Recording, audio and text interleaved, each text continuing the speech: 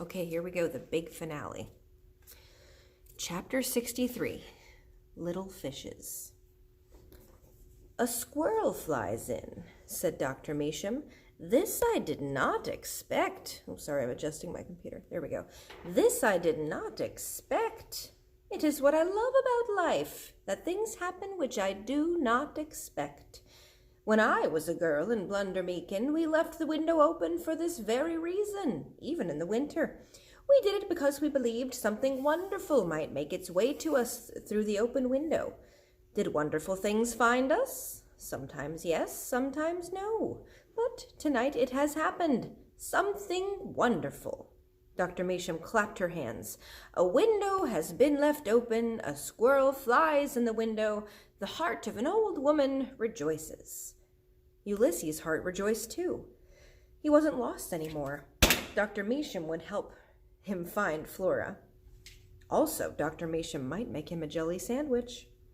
"Imagine," said Dr. Measham, "imagine if I'd been sleeping, what I would have missed. But then, always and forever, I have been an insomniac. Do you know what this is? Insomnia?" Ulysses shook his head. "It means I do not sleep. When I was a girl in Blundermeakin, I did not sleep. Who knows why? It could be some existential terror related to trolls, or it could be because I do not sleep. Sometimes there are no reasons.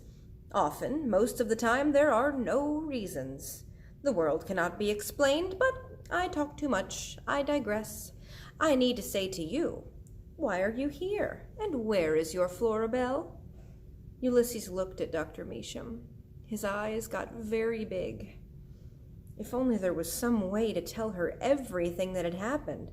Flora's mother saying life would be easier without her, the universe expanding, William Spiver's banishment, Flora's homesickness, the writing of his poem, the typing of untrue words, the stone squirrel, the sack, the woods, the shovel. The squirrel was overwhelmed by everything there was to say and his inability to say it. He looked down at his own paws. He looked back up at Dr. Measham. "Ah," she said, "there is too much to say. You do not know where to begin." Ulysses nodded. "Perhaps it would be good to begin with a little snack." Ulysses nodded again. "When the other Dr. Measham was alive and I could not sleep, do you know what he would do for me? This man would put on his slippers and go out into the kitchen and fix me sardines on crackers. Do you know sardines?" Ulysses shook his head. "Little fishes in a can.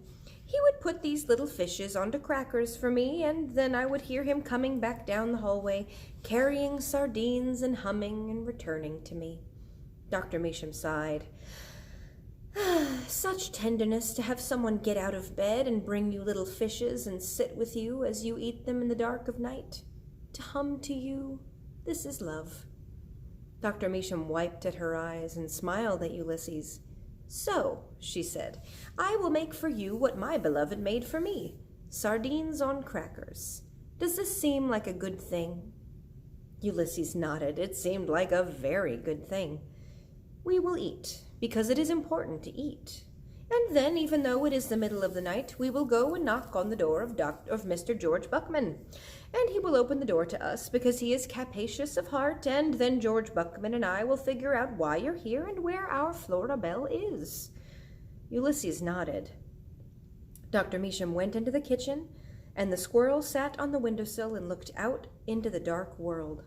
Flora was out there, somewhere. He would find her. She would find him. They would find each other, and then he would write her another poem. This one would be about little fishes and the humming in the dark of night. Chapter 64, A Miracle. Flora was on the side of the highway. There were, she had discovered, all kinds of ridiculous things strewn along the side of the road. Shoes, for one thing, balled-up stockings, polyester slacks, baby blue ones with a permanent crease. Did people get undressed as they drove down the road? There were metal objects, hubcaps, a pair of rusty scissors, a spark plug, and there were truly inexplicable things, meaning things you couldn't explain. A plastic banana, glowing a bright and unreal yellow in the dark, That one was interesting. Flora bent down to examine it more closely. "Oh, what are you doing?" said William Spiver. He stopped too because she was attached to him and he was attached to her. Which is to say that William Spiver and Flora Belle Buckman were unbelievably still holding hands. "I'm looking at a banana," said Flora. Tootie was marching ahead of them, holding the little shepherdess out in front of her and shouting Ulysses' name. William Spiver's hand was getting kind of sweaty. Or maybe it was Flora's hand that was getting sweaty. It was hard to say. William Spiver was still crying silently, and Ulysses was still missing.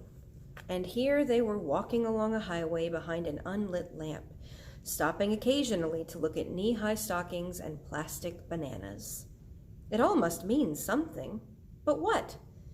Flora mentally flipped through every issue of the Illuminated Adventures of the Amazing Incandesto, every issue of Terrible Things Can Happen to You and The Criminal Element Is Among Us that she had ever read. She searched for some kind of advice, acknowledgement, the tiniest clue of what to do in this situation. But she came up empty-handed. She was on her own. She laughed. "Oh, what are you laughing about?" said William Spiver. Flora laughed louder, and William Spiver laughed along with her. "What's so funny back there?" "Everything," said Flora. "Oh, boy," said Tootie. And then they were all laughing, except Mary Ann, who could not laugh because she was inanimate. But even if she had been capable of laughing, she probably wouldn't have done it. She just wasn't that kind of lamp. They were all still laughing when the temporarily blind William Spiver stepped on the cord of the little shepherdess and tripped. There's going to be a picture for this page too.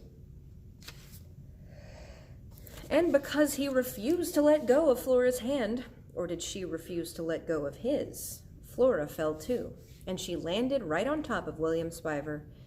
There was a crunch and a tinkle. "Oh no," said William Spiver. "My glasses! They're broken."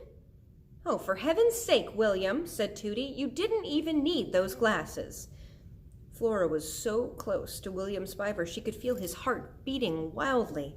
She thought, "I sure have felt a lot of hearts lately." "Wait a minute," said William Spiver. He held his head up. "Everyone be quiet. Shh. What are those little pinpricks of light?" Flora looked where William Spiver was looking. "Those are stars, William Spiver."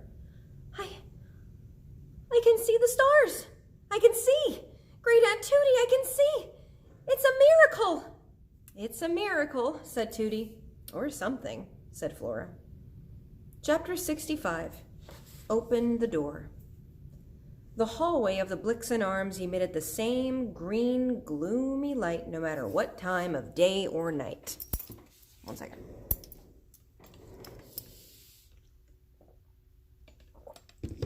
"Watch out for the cat," said Flora. "The infamous Mr. Klaus," said William Spiver. He looked around, smiling. "The cat defeated by a superhero squirrel.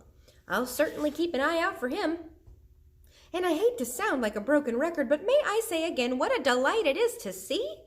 Talk about being born anew. Nothing will ever escape my notice. Again."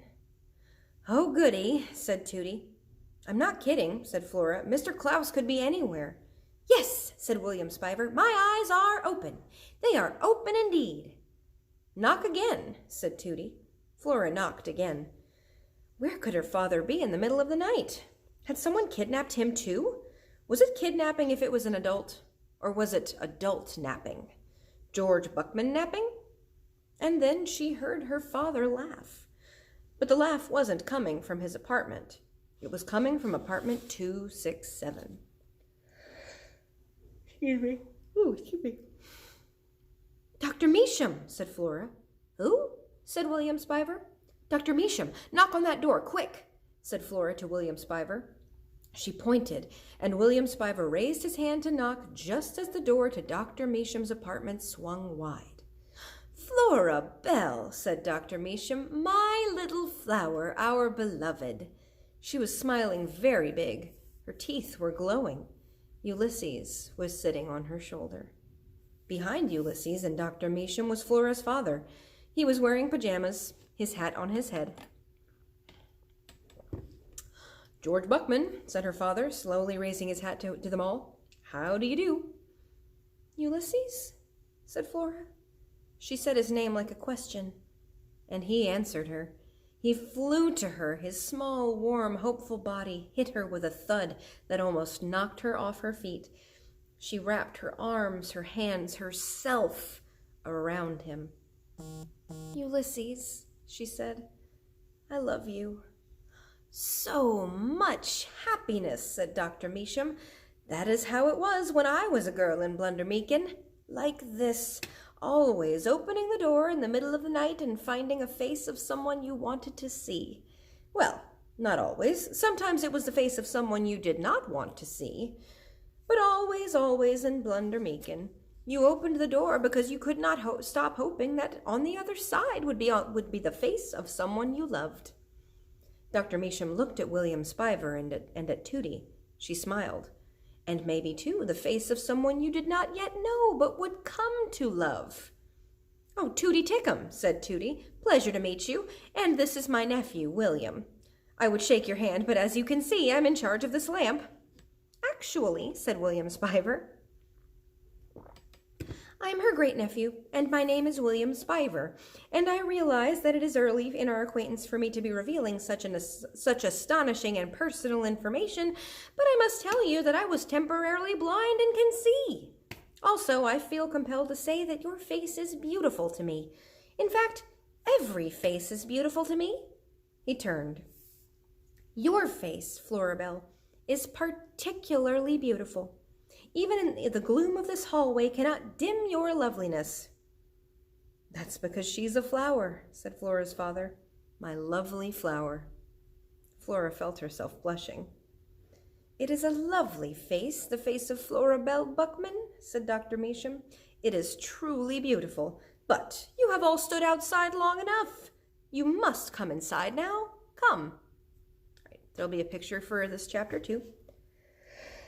Chapter 66. Will you please shut up, William Spiver?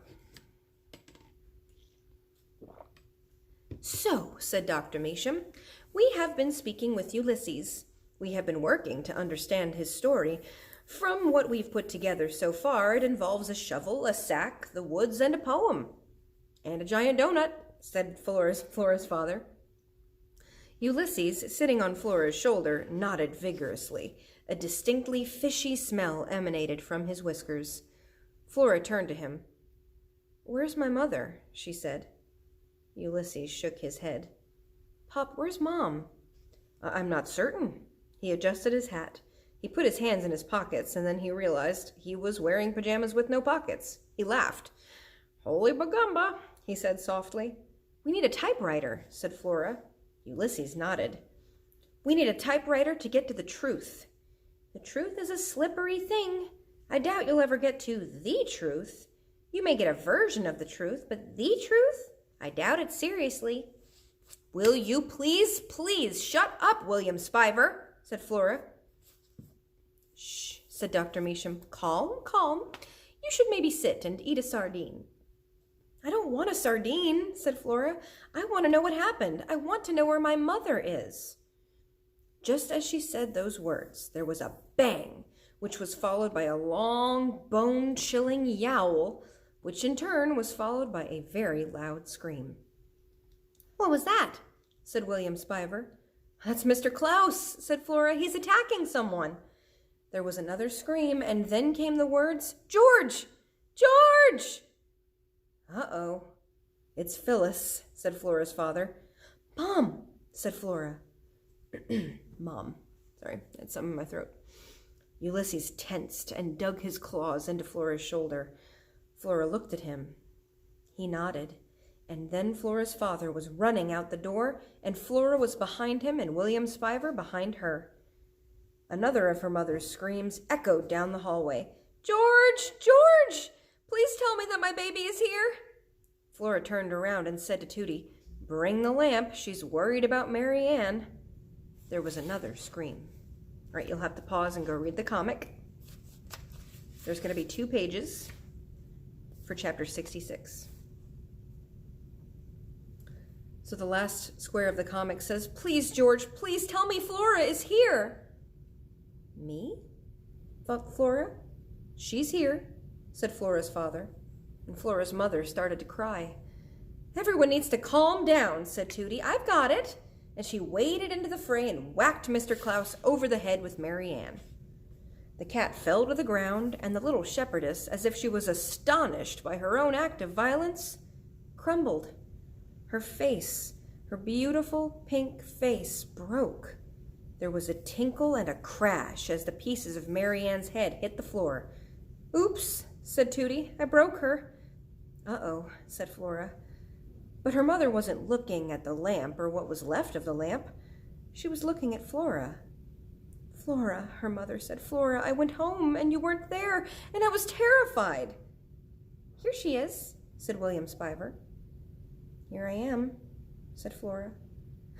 "Oh, my baby," said her mother. She stepped over the pieces of the broken little shepherdess and took Flora in her arms. "Me?" said Flora. "You," said her mother. Chapter 67, The Horsehair Sofa. Flora's mother was sitting on the horsehair sofa. Flora's father was sitting next to her. He was holding her hand, or she was holding his. In any case, her mother and father were holding on to each other. Dr. Measham was putting alcohol on Flora's mother's bites and scratches. "Ouch!" said Flora's mother. "Come," said Dr. Measham to Flora. "Sit here, beside your mother." Flora sat down on the couch and immediately started to slide off it. Was there a trick to sitting on a horsehair sofa? Because she had not mastered it. And then William Spiver sat beside her, so she was wedged between her mother and him, and Flora stopped sliding. "And I went into your room," said Flora's mother. "I climbed the stairs to your room. You weren't there." "I was looking for Ulysses," said Flora. "I thought you'd kidnapped him." "It's true, I did." Ulysses, sitting on Flora's shoulder, nodded. His whiskers brushed her cheek. "I wanted to make things right somehow. I wanted to make things normal." "Normalcy is an illusion," said William Spiver. "There's no normal." "Hush up, William," said Tootie. "And then when I returned and you weren't there..." She started to cry again. "I don't care about normal, Flora. I just wanted you back. I needed to find you." "And here she is, Mrs. Buckman," said William Spiver in a gentle voice. "Here I am," thought Flora, "and my mother loves me." Holy bagumba. And then she thought, "Oh no, I'm going to cry." And she did cry. Big tears rolled down her face, landed on the horsehair sofa, and trembled there for a second before they rolled off. "You see," said Dr. Measham, "I told you. That's how it is with this sofa." And she smiled at Flora. "Mrs. Buckman," sorry, wrong voice, said William Spiver. "What is that you're holding in your hand, that piece of paper?" "Oh, it's a poem," said Flora's mother, "by Ulysses. It's for Flora." "Look at this," said Tootie. They all turned and looked at Tootie. She was standing by the headless Mary Ann, who was plugged in and shining. "It still works! Isn't that something?" "Well, why don't you read the poem, Phyllis?" said Flora's father. "Oh, goody," said Tootie, "a poetry reading." "It's a squirrel poem," said Flora's mother, "but it's a good one." Ulysses puffed out his chest. "Words for Flora," her mother said. "That's the title." "I like that title," said William Spiver. He took hold of Flora's hand and squeezed it. "Don't squeeze my hand," said Flora. But she held on tightly to William Spiver and listened as her mother read the poem that Ulysses had written. Chapter 68, The End, or something. The poem was just the beginning, of course. There would be more. He needed to write about how they always answered the door in Blunder Meakin. He needed to write about the saving of Phyllis Buckman from Mr. Klaus. He needed to write about Mary Ann's broken, still shining self, and little fishes. He needed to write a poem about little fishes. Also, he wanted to write about things that hadn't happened yet. For instance, he wanted to write a poem where William Spiver's mother called and asked him to come home, and a poem where the other Dr. Measham came and visited this Dr. Measham and sat beside her and hummed to her while she fell asleep. And maybe there would be a poem about a horsehair sofa and one about a vacuum cleaner. He would write and write. He would make wonderful things happen.